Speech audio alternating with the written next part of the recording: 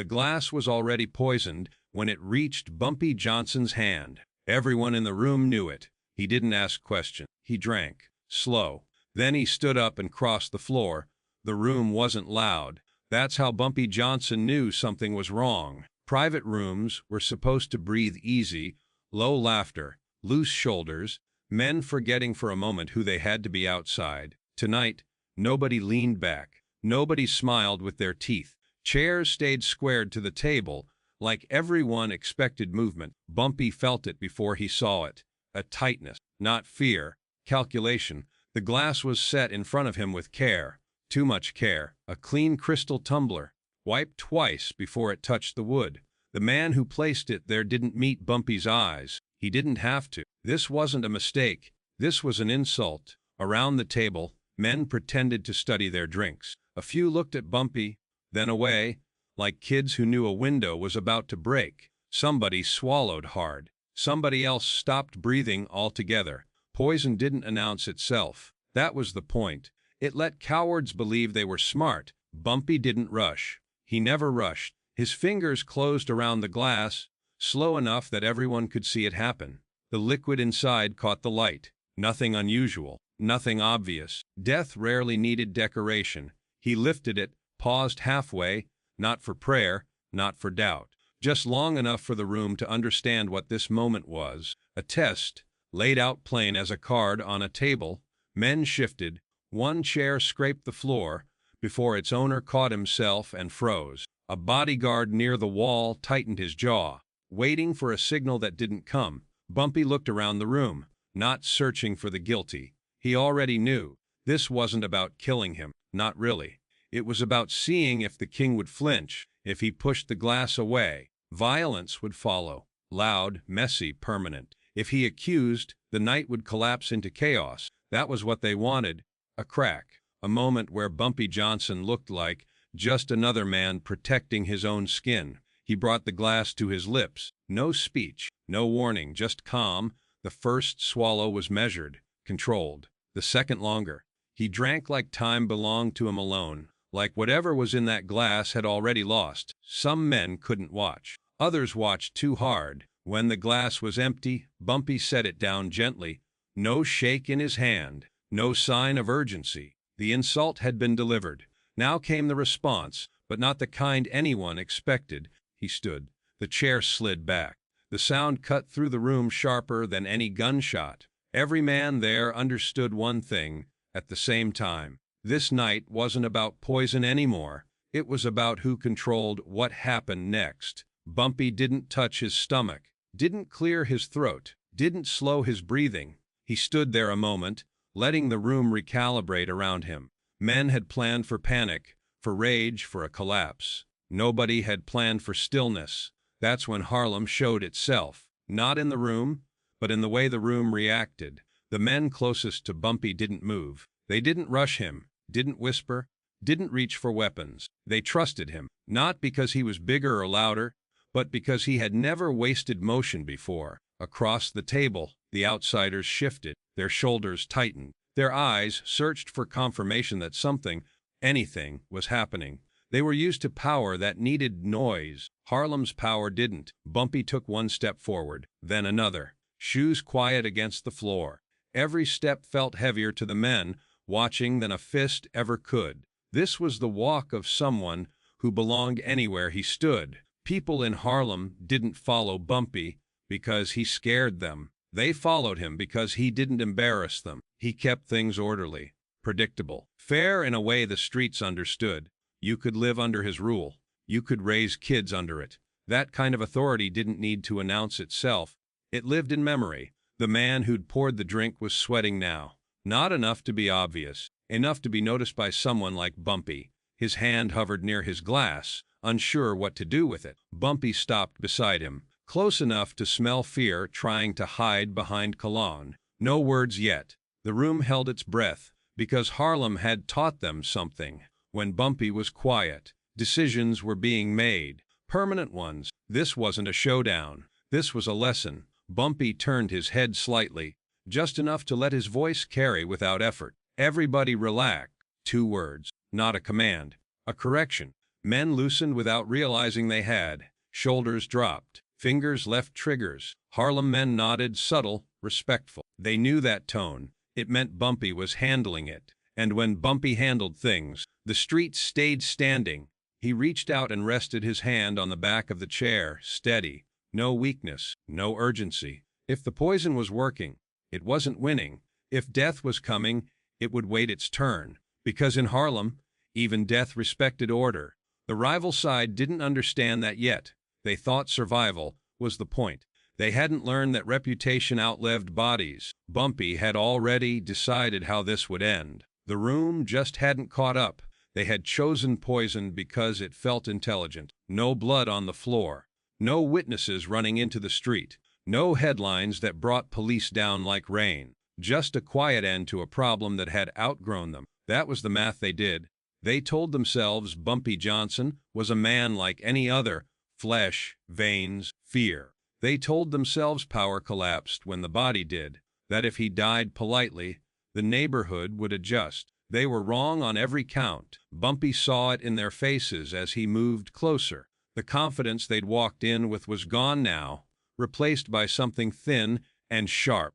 Men who believed in plans don't know what to do when the plan doesn't take. The one they sent to host the night, the handshake man, stood up too fast. His chair tipped, caught by another man before it hit the floor. A small thing, but it told Bumpy everything. Fear breaks posture first. Bumpy didn't accuse him.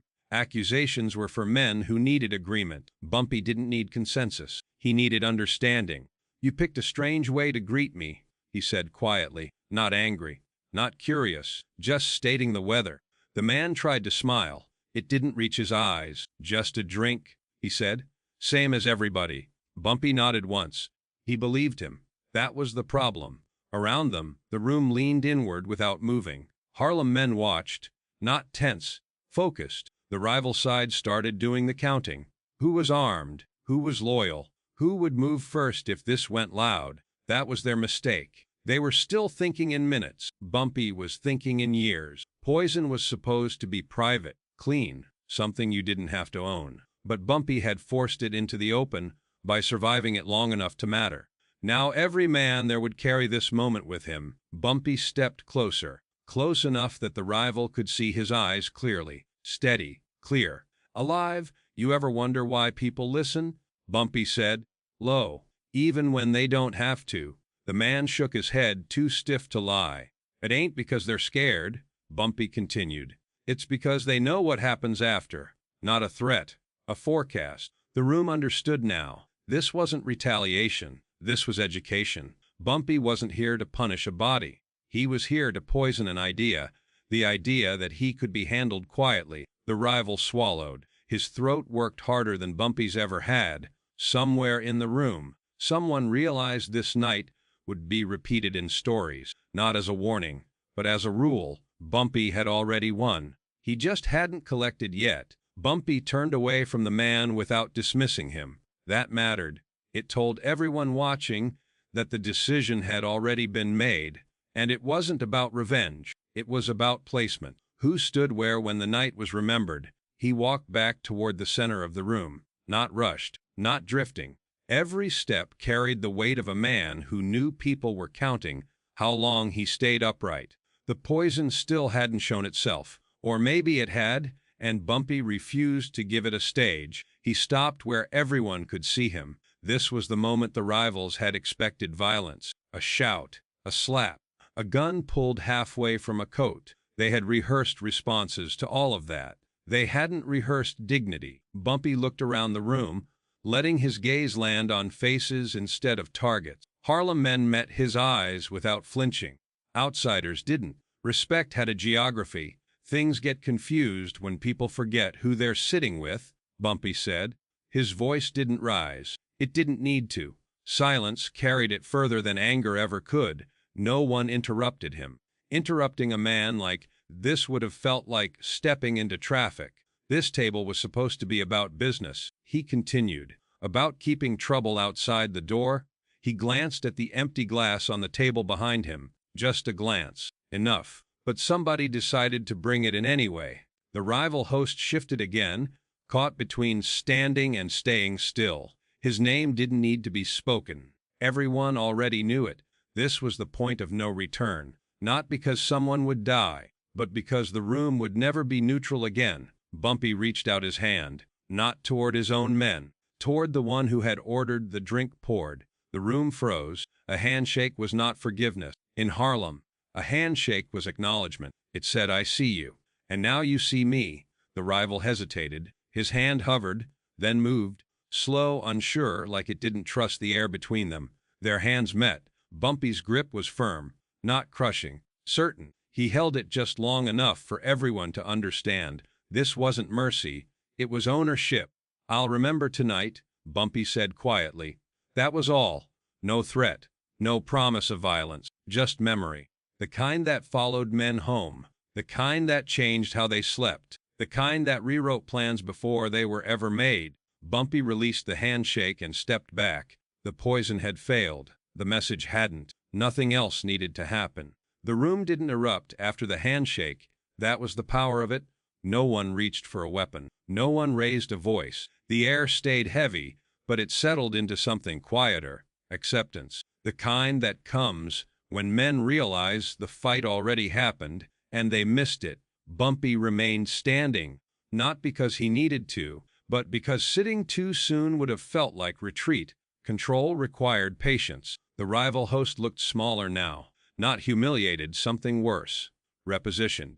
A man who had gambled for a shortcut and learned there wasn't one. Bumpy spoke again, almost conversational. "You don't have to like me," he said, "but you do have to know where the line is." Nobody asked where that line was. They'd just seen it. This was domination without blood, a reminder that violence was a tool, not a language. Bumpy didn't need to shout to make the point stick. He let the room do the work for him. Harlem men watched with a quiet pride. This was why they stood with him, because he didn't turn moments into chaos. He turned them into rules. Rules meant stability. Stability meant families slept easier. The rival side absorbed the lesson differently. They learned that killing a man didn't always end him, and failing to kill him could end you in slower ways.